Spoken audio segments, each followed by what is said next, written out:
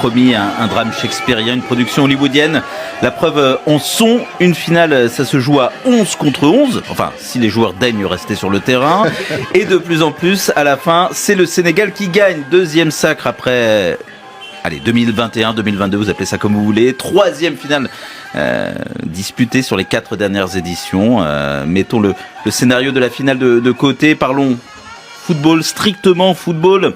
Le succès des Lions de la Teranga est-il mérité? La meilleure équipe de la CAN a-t-elle gagné hier? Bon, Elgas, c'est pas l'objectivité forcément qui vous étouffe ce lundi, et c'est de bonne guerre, mais est-ce que vos Lions étaient tout simplement les meilleurs? On met de côté le scénario du match. Je pense que ça ne fait aucun doute, et puis ça acte un peu la bascule dans la grande galaxie des nations du foot maintenant du Sénégal. Et comme vous le rappeliez dans votre introduction, c'est que c'est un succès parfaitement mérité, tant par le scénario rocambolesque sur lequel on reviendra, tant justement par la qualité de cette équipe qu'on n'a jamais vraiment senti menacée, fébrile, fragile, et qui semblait avoir d'ailleurs une marge tout à fait confortable, et avec des individualités qui ont fait la différence quand il le fallait. Non, c'est un sacre parfaitement mérité pour les Sénégalais. Ça devient maintenant une sacrée belle habitude, parce que j'imagine mes compatriotes aujourd'hui à Dakar et dans la diaspora, ils sont dans une forme de fierté, d'euphorie, d'allégresse qui est très très belle. Le pays traverse des moments politiques un peu plus tendus, des incertitudes avec une conjoncture économique qui se tend, et que ce moment justement de joie collective et de communion arrive, c'est fort. C'est vraiment un truc absolument merveilleux pour le pays. Et autant 2022 ou 2021, c'était une libération, on dépoussiérait l'armoire à trophées, ou plutôt on l'inaugurait, Youssouf Mouloungou, et là maintenant, avec ces 3 finales de CAN en 4 éditions et ces 2 succès, le Sénégal, c'est autre chose. Là, il entre dans le cercle très fermé des équipes ultra dominante ou dominante. Il y a une sorte de plénitude, et ça on ne peut que le respecter. Bon, déjà félicitations Lyon de la Teranga. Le fair play, c'est super. Ça montre aussi l'organisation et le travail qui a été fait en amont avec les équipes de jeunes. Donc je pense que on peut le dire aujourd'hui, le Sénégal fait partie des meilleures équipes africaines, si ce n'est la meilleure équipe africaine. Et je pense que tout au long du tournoi, ils ont dominé. Ils ont été un peu le favori qui testait leurs équipes sans jamais être en danger. Hier, j'ai été assez surpris de voir l'ascendant qu'avait pris le Sénégal face au Maroc. Après, je ne sais pas pourquoi justement le Maroc s'est mis en posture défensive, mais je pense que c'était la victoire du football hier, parce que le Sénégal était le plus offensif et le plus positif sur le terrain. Alors je voudrais quand même apporter un bémol, et je vais en appeler à votre objectivité, Franck Simon, même si, et ça, les auditeurs les plus curieux qui sont sur la page Facebook et qui suivent le Facebook Live lancé par Anne Dufort-Cornillier auront des doutes quant à votre objectivité. Pourquoi? Parce que vous portez le maillot vert du Sénégal.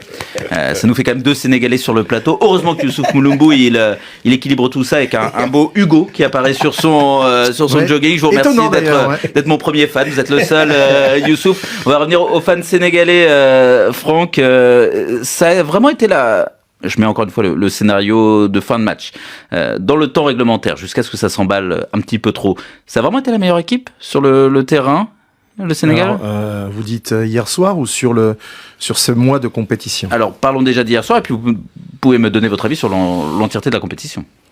Sur hier soir, ils ont encore fait preuve d'un supplément d'âme. Ils ont développé ce mental qu'on leur connaissait depuis déjà un petit moment, qu'ils ont appliqué lors des phases précédentes, depuis le premier match du 23 décembre contre le Botswana. Et, c'est une équipe qui est patiente. Et ils ont pris ça en fait à l'Égypte. Ils ont pris ce truc-là à l'Égypte. Ils savent être patients. Ils savent que leur jeu à un moment donné va leur permettre de marquer. Il suffit d'un but. Ils s'affolent pas. Ils sont sereins dans ce qu'ils proposent. Et surtout, ils la ramènent jamais. Jamais les Sénégalais ne la ramènent sur le terrain. Ils restent comme ça. Et ça, c'est ce qui est très plaisant. C'était le cas hier et c'était le cas pour moi tout au long du tournoi. Ça n'a pas toujours été le cas hier. Non, le fait de pas la ramener. Non, mais oui, il y a eu. Non, mais je dis serein quand on est dans le jeu. D'un point de vue strictement footballistique. Oui, footballistiquement parlant. Après, ce qui me plaisait, c'est qu'en filigrane, tout au long du tournoi, dès avant, mais pendant le tournoi, on avait, moi, ce que j'appelle un peu leur devise, Manko Wouti Damli. C'est-à-dire la recherche de la victoire. On va chercher encore. Se mettre ensemble et aller chercher la victoire. Voilà. Et ça les a vraiment habités tout le temps. Et ça a donné ce sentiment de plénitude. C'est le changement dans la continuité. parce que le coach, il est dans la continuité d'Aliou Cissé dont il était l'adjoint. C'est quand même le premier monsieur qui va remporter un CHAN puis une Coupe d'Afrique des Nations.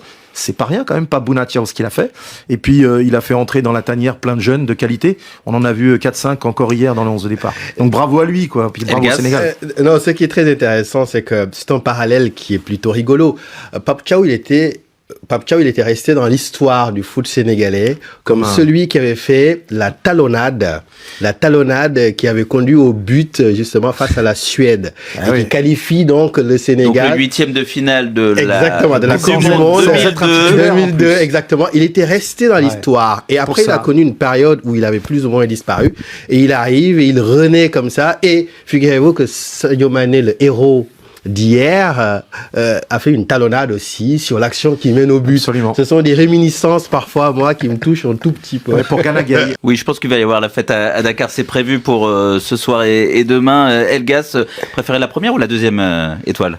Je suis gourmand, je préfère les deux. Je vais m'en sortir. Vous êtes déjà sur la troisième, c'est ça? Il se projette déjà sur la troisième. Et avec un appétit qui grandit, parce que justement, il y a cette Coupe du Monde qui se profile. Je pense que ce serait un exploit formidable. Mais 2 mots sur Pape Gueye, parce qu'à l'ombre des grands prophètes comme Mané, il y a justement ceux qui postulent à reprendre le flambeau. Et c'est vraiment lui, Pape Gueye. Il a fait une CAN impressionnante de maturité, de régularité. Il a été décisif. Et il est le symbole, justement, de cette nouvelle jeunesse sénégalaise très insouciante qui est arrivée parce que l'équipe allie à la fois une maturité tactique, une manière de jouer très très sereine, mais aussi des flèches qui sont parfaitement insouciantes parce que sur le banc, il y avait des jeunes, il y avait Pape Matar Sarr, il y avait Lamine Camara qui a pallié parfois des blessures et puis quand il y a eu l'héritier de Youssouf Moulombou formé au PSG après tout. Mais surtout la performance astronomique hier d'un gamin de 20 ans, Mamadou Sarr, qui remplace quand même Kalidou Koulibaly qui est le capitaine et justement le taulier en défense. Et il fait un match, mais d'une sérénité et d'un talent extraordinaire. Oui, l'équipe a les ingrédients justement pour aller très très loin. Il faut les féliciter. Et comme on dit parfois au Sénégal, justement parce qu'on est un peu superstitieux, j'espère que le mauvais sort, justement, ne va pas s'acharner sur cette génération dorée. Franck Simon, derrière Sadio, on va l'entendre, Sadio, on va évidemment parler de lui, chanter ses louanges. Mais derrière Sadio, quels sont les grands héros de cette équipe sénégalaise? J'ai commencé par l'un d'entre eux qui était absent hier en finale. Je laisse de côté le capitaine, celui que j'appelle le double K, Kalidou Koulibaly, c'est Crépin Diatta. Oui. J'ai été extrêmement triste de voir son nom pas biffé. Enfin, il y était, puis après il y était plus, puis après on nous dit que finalement il jouera pas. Pour moi, il était très important. Crépin. La colonne vertébrale, on la connaît, hein. Doudou Mendy dans le but, la défense avec Kalidou, et puis devant, moi, ceux que j'ai baptisés depuis le début dans mes commentaires, le gang des serruriers. Ils ont les clés pour verrouiller le milieu. C'est Ghana, ce que j'allais dire, et Ghana et puis Alassane, Papa Alassane, et puis devant bien sûr Sadio, parce que ça a quand même beaucoup tourné dans les autres postes. On a eu des fois Iliman, des fois on avait Iso Sarr, des fois on avait Ibumbaï qui entrait.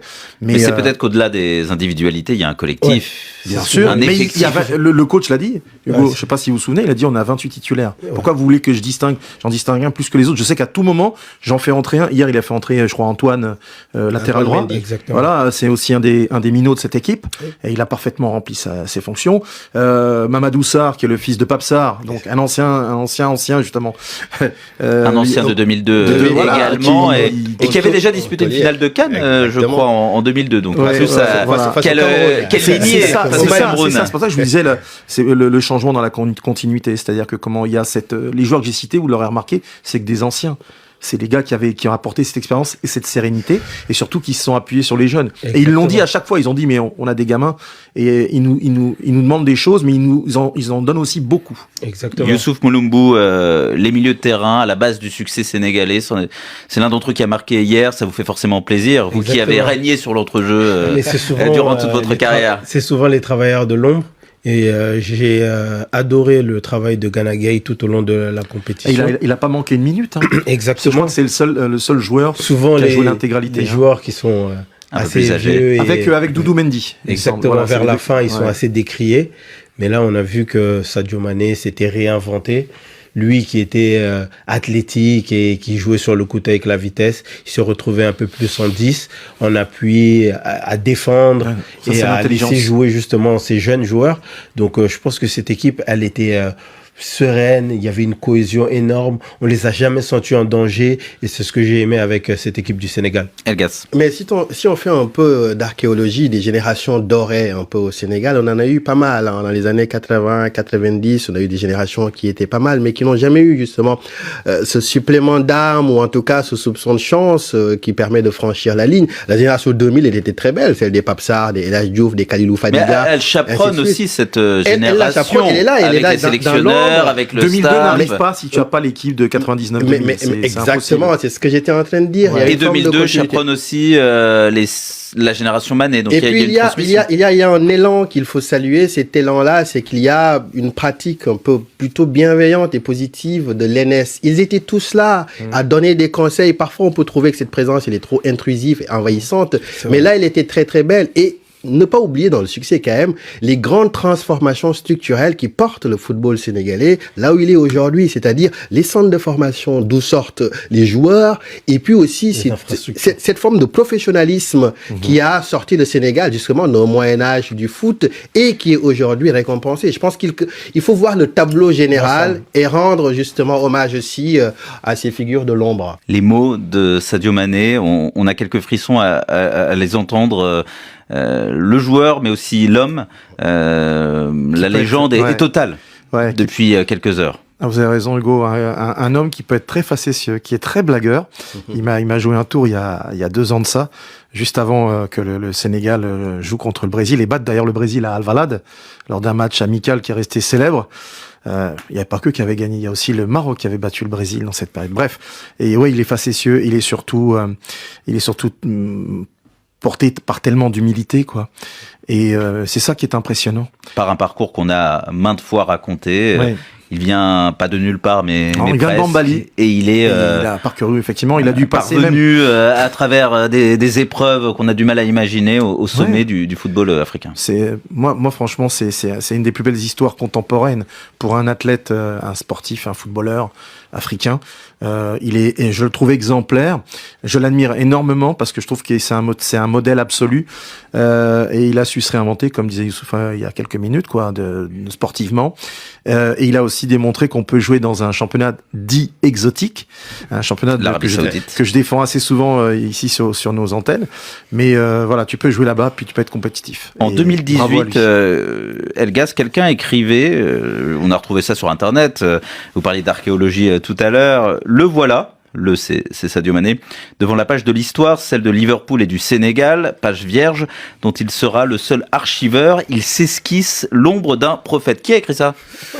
Alors, je me dénonce, c'est moi-même en 2018. C'est pas mal. C'est bien écrit, hein. C'est pas mal. C'est bien troussé, comme on dit. J'avais écrit un portrait dans une galerie de portraits que je faisais pour un journal sénégalais, Inventaire des idoles, et j'étais un grand fan de Sadio Mané, de son histoire familiale d'abord. Ah, tu l'es plus, donc j'étais. Ah non, je ne suis toujours. Plus. Mais c'est surtout que malheureusement pour vous, ces mots, ils ne sont plus d'actualité. Oui, oui, mais vous aviez vu un prophète, le prophète est advenu.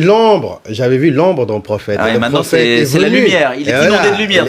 Il est venu, justement, c'était un moment où il était justement au plus bas, c'est-à-dire hyper performant avec Liverpool, mais justement en sélection pas très très heureux. Et on voyait justement l'horizon qu'il pouvait changer justement d'un coup du destin, et il l'a eu, le talent a toujours été là. Et donc je disais ça, c'est ce talent extraordinaire et puis tous les écueils qu'il a eu quand même, parce que son histoire familiale, on va pas s'étaler ici, mais elle est très très belle aussi. Oui. C'est une forme de victoire contre des éléments. C'est quelqu'un qui n'aurait jamais dû devenir, ne serait-ce que footballeur. Mais si je devais caricaturer. Ne serait-ce qu'avoir son destin personnel de vivre, parce que il vient dans une famille qui a été aussi marquée par des situations tragiques. Et donc lui, c'était la bonne étoile justement qui irradie déjà la demeure, ensuite son parcours et maintenant justement tous les Sénégalais. Non, c'est un parcours inspirant. Et puis cette forme de mutation entre ce joueur qui était frénétique, athlétique, puissant, technique, vers un joueur qui est devenu un métronome, un cerveau qui ménage ses efforts. Et la statue du commandeur. La statue du commandeur. Sans brassard, il en a pas le besoin. Le sage hier, justement, qui écrit l'histoire autrement aussi par sa décision de faire revenir ses coéquipiers. Oui, c'est un héros total. Pas de brassard, mais il a soulevé tout de même le trophée. Youssouf Mulumbu, Sadio Mané, tout simplement dans la galaxie des Joseph-Antoine Bell, notre consultant, des Drogba, des Eto'o. Il fait partie de ce cénacle des plus grands joueurs de l'histoire du foot africain, incontestablement. Exactement. Dans ce contexte, je pense que la raison doit prendre le pas sur la passion. Et c'est ce que Sadio Mané a su faire hier. Au-delà du fait que c'est un grand joueur, je pense qu'il a été leader en dehors du terrain. Il a montré l'exemple. Et je pense que ça rajoute un peu plus de valeur à ce personnage-là. Mais Sadio Mané, un grand coup de chapeau. Et un trait d'union vers le scénario baroque, pour citer les mots du directeur, du chef de RFI, Jean-Marc Four, dans un mail envoyé aux équipes tout à l'heure. C'est un beau mot, baroque.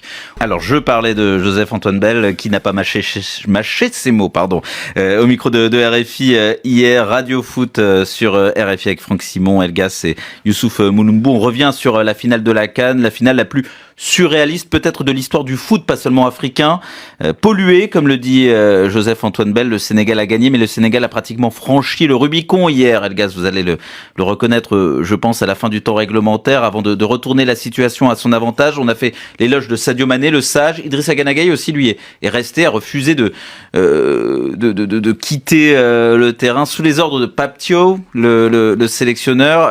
Avant le procès Pape Thiaw, peut-être aussi l'éloge des sages, Eladji Diouf, oui, Claude Leroy, qui sont venus parler à Sadio Mané, les anciens, les autorités du football africain. Les prophètes qui murmurent à l'oreille de l'autre prophète. Et puis il y avait deux génies, le mauvais génie avec Gana Gueye, le plus radical, et puis le bon génie, Sadio Mané.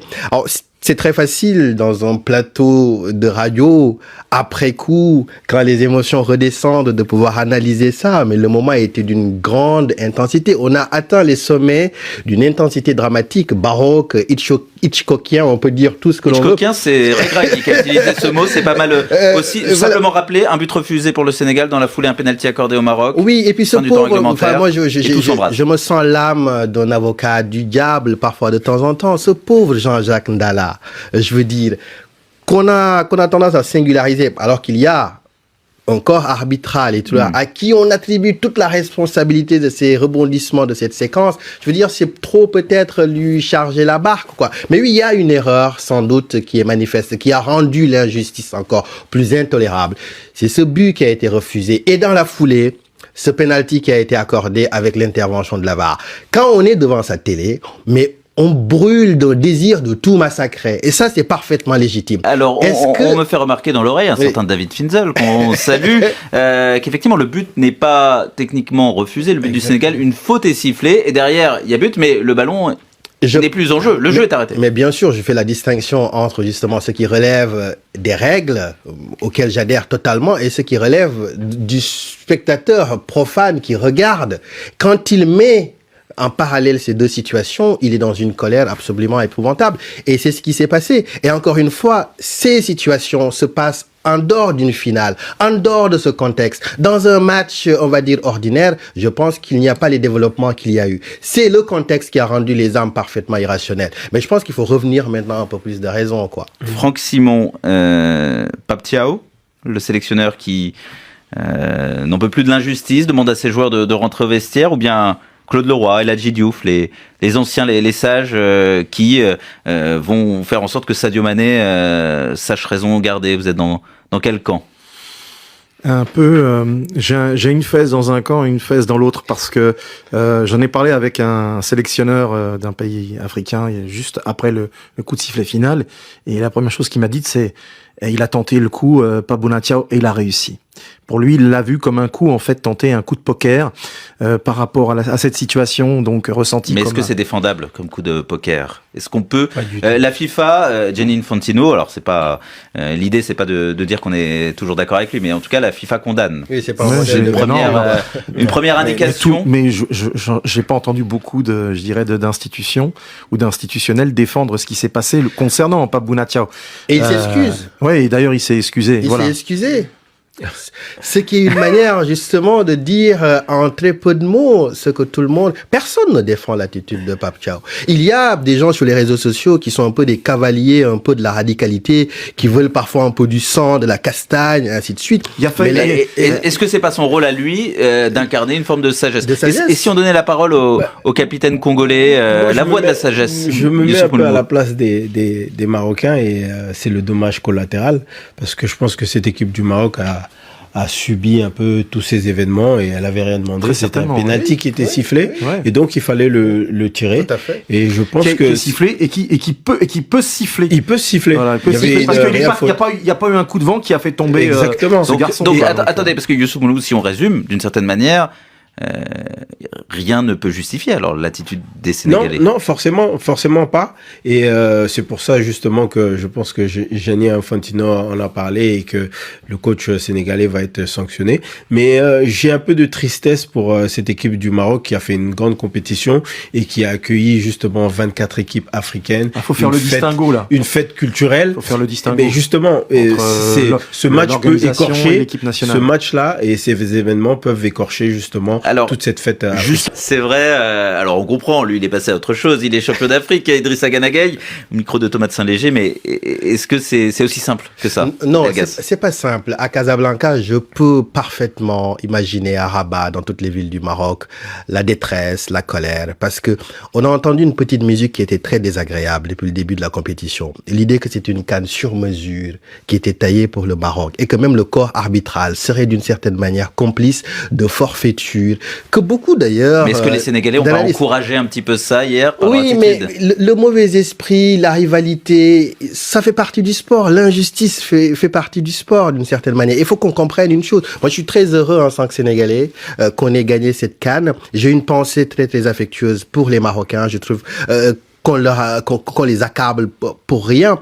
Mais il faut qu'on sache une chose, l'injustice au sport ne donne droit à aucun privilège. Il donne juste droit à la justice. Et donc, quitter un terrain, je veux dire, il faut le dire de façon froide et lucide, ça ne se fait pas. Et donc, aujourd'hui, on peut justement partager les torts et les responsabilités. Le Sénégal a gagné, le Sénégal est un magnifique champion, on doit s'atteler justement à célébrer cela et ne pas tomber justement dans la bassesse de la culpabilisation et de la victimisation. Youssouf Moulombou, vous avez disputé des CAN sur le terrain, vous êtes évidemment un amoureux de cette compétition et vous l'avez un peu dit tout à l'heure, ça peut être un peu gâché, ce grand moment de communion. Exactement. Et cette belle vitrine pour l'Afrique, pas seulement son football, mais l'Afrique tout court. Exactement, surtout qu'elle va le passer tous les 4 ans. J'aimerais quand même noter que le Maroc a accueilli quand même 24 équipes avec son staff et ses supporters, que c'était une très belle CAN dans le plan logistique et avec les stades qui ont été offerts par le Maroc. Il faut pas enlever ça. Ouais. Il faut la pas première l'oublier. CAN avec les trains. Le TGV à la CAN, on a dû attendre de 2025-2026. Avec les transports, il faut pas l'enlever au Maroc et surtout cette équipe du Maroc qui a très bien joué, qui ne déméritait pas. Ça pouvait aller des deux côtés. Mais le sport veut qu'il n'y ait qu'un seul gagnant. Franck Simon, est-ce que ça a été une mauvaise publicité, peut-être la plus mauvaise publicité possible pour la CAN? On n'a jamais vu ça dans l'histoire des finales, des grandes finales, en tout cas dans l'histoire récente du football. Je vais être tout à fait honnête avec vous, j'ai été extrêmement choqué. J'étais au bord des larmes quand j'ai vu en fait Pape Bouna Thiaw dire à ses joueurs, allez, il leur a fait signe comme ça, allez, on rentre. Je me suis dit, mon Dieu, on est en train de nous casser ce qu'on aime le plus, cette Coupe d'Afrique des Nations, quoi. Et je me disais que voilà, il pouvait y arriver sans ça. Et je me suis dit là, on va au-devant de quelque chose de dramatique, forcément. Et après, ben voilà, on se met à potasser les règlements et tout. On se dit mais si la Confédération africaine, si le corps arbitral, si tout le monde se met derrière ces textes et les applique. Mais ça va faire mal, ça va faire très mal. Alors, d'un point de vue réglementaire, petite parenthèse, il me semble que le Maroc est en train d'engager des actions, donc il va peut-être y avoir il peut y avoir des sanctions, on verra. Suites. En tout cas. Mais ouais, franchement, c'est pour moi, c'est quelque chose de totalement inattendu. Tu vois, j'ai guetté le coach Pape Bouna Thiaw pendant 6 matchs. J'étais à toutes les conférences, je l'ai vu à l'entraînement et tout. et j'essayais un peu de cerner l'homme et l'entraîneur qu'il est devenu et le sélectionneur. Quelqu'un qui a gagné le CHAN, qui voulait gagner la CAN. Et j'arrivais pas. Il y avait des choses, des zones d'ombre, justement. Il y avait plein de choses qui m'échappaient. Je parlais beaucoup avec les confrères et les consoeurs venant de Sénégal.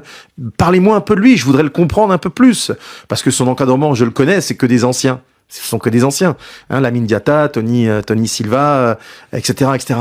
Mais lui, j'arrivais pas. Il y avait des trucs qui m'échappaient. Et jusqu'à ce moment-là, et je me suis dit, l'homme que j'avais face à moi, quand j'ai essayé de lui parler de choses dramatiques sur le Soudan, et il voulait pas me répondre, il voulait pas entrer là-dedans. Mais là, je l'ai vu faire un truc que je n'attendais pas. On me disait, il veut pas parler, il reste derrière cette frontière invisible. Mais là, il a franchi allègrement le Rubicon hier. Oui, mais je pense qu'il ne faut pas surinterpréter ou non plus. suranalyser. Il y a un moment où il y a un lâchage total des nerfs. Il y a quelque chose de parfaitement irrationnel et humain, humain qui est incontrôlable. Moi, ce qui m'a peiné profondément, c'est un ensemble de commentaires très culturalistes qu'on a entendus pendant cette CAN. À chaque fois qu'il y avait une forme de défaillance du corps arbitral, il y avait la suspicion et des phrases toutes faites. Ah, ça, c'est l'Afrique. C'est l'image qu'on veut envoyer de l'Afrique. Et la corruption, à laquelle on associe propagande d'une grande malveillance qui est négative et qui est d'ailleurs orchestrée par les Africains eux-mêmes. C'est ce que je ne comprends pas et c'est ce qui m'a particulièrement choqué. Une situation tragique, une défaillance, ça existe partout. Et quand on regarde l'histoire du sport partout dans le monde, des situations tragiques ont toujours existé. On pourrait largement réarbitrer les Coupes du Monde sans que l'Afrique n'y soit mêlée. Donc effectivement, non, mais il faut bien faire la part des choses. Que le Maroc est un dommage collatéral parce qu'ils ont été fair-play tout au long de la compétition et on leur a toujours lancé. C'est pas ce que disent les Lions indomptables. Ouais, mais ils se sont mangés quelques coups dans le visage et dans les côtes. Je pense qu'ils ont gagné leur match à la régulière. Ils ont gagné donc à la régulière et c'est fort dommage justement que cette finale se finisse. Alors justement, Youssouf Moulombou, eh bien suivons votre exemple, tentons de sécher les larmes tout de même des supporters des Lions de l'Atlas, les larmes de la défaite, les larmes du dénouement houleux de leur propre CAN. Très très dur. On était à une minute même pas d'être champion d'Afrique. À partir du moment où on a loupé le penalty, tout a tourné en notre défaveur. On tape la barre. C'était un match équilibré. On savait que ça allait jouer sur des détails. Ils ont des situations en première mi-temps, nous aussi. C'était un peu comme un match de boxe. C'est malheureux pour le peuple marocain, surtout. On a loupé l'opportunité d'une vie pour certains et pour moi. Il faut repartir plus fort. Il ne faut pas baisser les bras. On a montré une bonne image du football marocain. On a une génération qui est jeune. Ils vont apprendre. Et je suis persuadé que ils vont revenir plus fort et qu'ils vont la ramener, Inch'Allah, dans le futur. Je suis très déçu. De base, on gagnait. Alors, Brahim Diaz, il n'a pas fait un bon match. Et Hakimi aussi. Je pense qu'on est maudit parce que c'est la énième fois qu'on arrive à... On est au bout de gagner, on n'arrive pas. Et voilà. Tout le monde est triste ici. Je sais pas si... J'ai pas le mot. Voilà, on est fiers pour le Maroc et les autres victoires à venir. Et on reste l'esprit sportif, on félicite les Sénégalais. Le bel esprit de cette supportrice marocaine. Et juste avant, on a entendu le sélectionneur malheureux des Lions de l'Atlas, Walid Regragui. Là aussi, on a du mal à garder son calme quand on l'entend dire ils ont raté l'opportunité d'une vie et moi aussi, c'est touchant, c'est bouleversant. Il a été plutôt bon joueur et bon perdant, Walid Regragui. Il a eu des mots forts quand même, en disant que quand même par rapport à son homologue, il a dit Pape, il a manqué de classe. Il l'a dit, il l'a répété partout. Il en est resté là. Oui, il en est resté là, mais on a du mal factuellement à lui donner tort. Les intentions étaient sur le terrain justement avec ce contexte parce qu'on a vu un accrochage, on va dire bénin avec Pape Thiaw, qui nous rappelle d'ailleurs un souvenir aussi d'un serrage de main avec Chancel Mbemba. Je veux dire, il est porté vers la récidive, mais je comprends la peine des Marocains avec cet investissement sportif, politique, financier et puis cet investissement humain dans l'accueil et dans la bienveillance. Je comprends parfaitement que le récit que l'on fait de leur CAN comme quelque chose de potentiellement piloté pour leur assurer une victoire sur un plateau soit quelque chose de très, surtout très mal vécu. Un dénouement aussi dur. Vous en avez fait des CAN, Youssouf Moulombou et Franck Simon. Youssouf l'a déjà dit, belle CAN, très bien organisée. Rien que ça devrait pousser à retrouver le sourire du côté des Marocains et le parcours sportif. Ils n'avaient pas disputé de finale de CAN depuis 22 ans. Depuis 2004, tout ça est réussi contre la Tunisie. Oui, ils ont rendu une très belle copie. Et puis peut-être là où ça n'a pas forcément été parfait, faut se rappeler simplement qu'ils sont co-organisateurs d'une prochaine Coupe du Monde, Exactement. pas celle qui est cette année, mais dans 4 ans. Et de fait, ça leur a servi un petit peu de laboratoire. Donc, ils ont parfaitement intégré certaines choses et ils vont vouloir les améliorer. Mais partout où on est passé, on a été très bien accueillis. Franchement, c'est un pays de sport, c'est un pays de football, mais c'est avant tout aussi un pays d'hospitalité. C'est un pays qui aime les étrangers. Donc, on le sait tous, ça, et en particulier les Africains. Et le Sénégal est un pays frère. On l'entend depuis le début. Mais donc, c'est non seulement sur un pays frère, mais avec des connexions, mais ça va proches, très loin. On entendait les termes historique. cousins Oui, aussi avant la rencontre. Mais cousins, qu'elles soient connexions religieuses, en termes de migration, de il y a diaspora il y a sénégalaise, quelque chose de très fort entre les deux. quelque chose de politique, Les et peuples, même quelque chose au niveau des étudiants aujourd'hui au Maroc. Oui, c'était un lien très très fort entre les deux. On espère que ça n'aura pas été cassé en tout On cas. console les Marocaines, les Marocains et il y a un joueur auquel on a envie de penser parce que franchement je ne travaille pas chez Netflix mais je serais eux je plancherai tout de suite sur un scénario et une série documentaire ou que sais-je sur le héros tragique de cette finale de Coupe d'Afrique des Nations et peut-être le héros tragique de cette CAN en général, Brahim Diaz, meilleur buteur mais auteur du pire geste on va dire de l'histoire des finales de foot en tout cas de mémoire récente, la Panenka ratée et tous les espoirs qui s'effondrent. Il avait le sacre au bout du pied. Walid Regragui, encore lui, nous donne une esquisse d'explication sur le geste de Brahim Diaz. Il y a eu beaucoup de temps avant qu'il tire le penalty, ça a dû le perturber. Quand un entraîneur il demande à ses joueurs de sortir du terrain, l'image qu'on a donnée de l'Afrique aujourd'hui c'est un peu honteux. On a arrêté le match aux yeux du monde pendant au moins 10 minutes. Ça n'a pas aidé Brahim, c'est pas une excuse de la façon dont il l'a tiré, mais voilà, on va pas revenir en arrière, il l'a tiré de cette manière-là. Youssouf Moulombou, si vous aviez été à la place de Brahim Diaz avec tout ce contexte-là, je n'aurais pas tiré. Je pense que Brahim Diaz a été l'instigateur de cette situation où il a.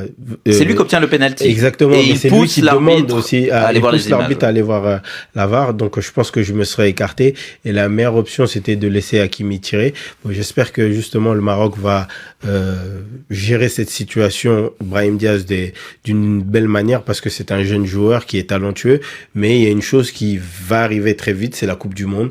Donc ça va laisser l'espoir au Maroc de pouvoir rebondir. 5 buts sur les 5 premiers matchs, il avait la victoire au bout du pied, tout était écrit pour qu'il entre dans la très grande histoire du football, tout s'est effondré en quelques instants pour lui. Vous qui avez une belle plume, Elgas, vous n'avez pas envie d'écrire quelque chose, une pièce de théâtre, un poème, un roman sur Brahim Diaz? Peut-être, on peut le coécrire, mais non, c'était... Je prends 10% pour l'idée, ouais, c'est ça. Non, ce qui est fascinant, c'est que c'était un tragédien jusqu'au bout, parce que quand on le voit après, justement, la faute dans la surface, mais s'acharner à réclamer justement qu'on aille regarder la VAR, et on regarde, moi je me suis concentré à regarder son regard, quand il attend le moment où il peut tirer son penalty. Il s'écoule de longues secondes, il fait tout pour rentrer dans sa bulle, pour être imperturbable. C'est une image, alors que les supporters sénégalais sont en train de se castagner avec justement les stadiers, lui reste stoïque. Mais j'ai envie, justement, en grand seigneur, d'attribuer la responsabilité à Zidane. C'est le seul devant l'Éternel, le responsable de tout ça, de faire des Panenka en finale. Je veux dire, ça a créé une génération. Alors non, il y a un autre précédent, un ancien coéquipier de Youssouf Moulombou, un certain Michael Landreau du côté de Nantes, qui avait raté à peu près de la même manière que Brahim Diaz en finale de Coupe de France ou Coupe de la Ligue. Celle hier soir était particulièrement mais avec son pied faible, parce que je crois que c'est un gaucher. Il tire avec le pied droit, avec une course. C'est pour ça que mais qu'est-ce qui s'est passé? Qu'est-ce qui a bien pu se passer dans sa tête? Il y a que lui qui le sait. Et c'est même pas sûr.